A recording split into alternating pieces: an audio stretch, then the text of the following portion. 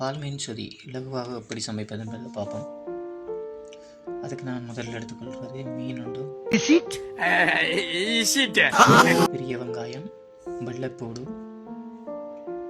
தேவையான அளவு பச்சை மிளகாய், சீரகம், உப்பு, மஞ்சப்பொடி, கருவேப்பிலை, தேங்காய் பால். ஓகே, இப்போ சமையலுக்குள்ள போகலாமா? முதல்ல நம்ம மீனை நன்றாக பொரிச்சு எடுத்துட்டு அம்மா செத்த குழவை போடுங்கம்மா. வெங்காயத்தை சிறிதுண்டாக வெட்டி எடுத்துட்டு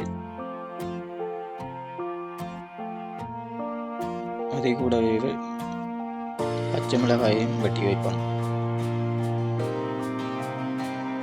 கறி கொஞ்சம் வணக்கணும் பண்ணுறதுக்காக கருவேப்பிலையை போடுவோம்.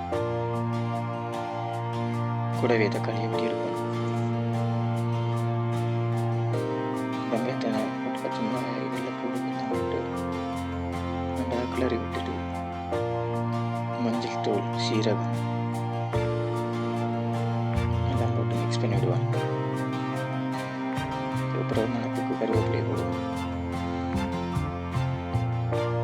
ஒரு டிஷ் அளவு தேங்காய் பாலையும் கூடவே சேர்த்துட்டு பொரிச்ச மீன் எடுத்து அந்த பால் சொதியில் போடும்.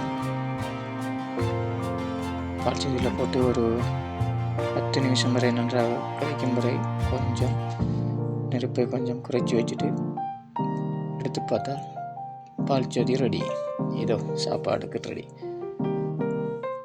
நீங்களும் ட்ரை பண்ணி பார்த்துட்டு சொல்லுங்கள் கமெண்டில் என்ன மாதிரி டேஸ்ட் வந்துச்சு.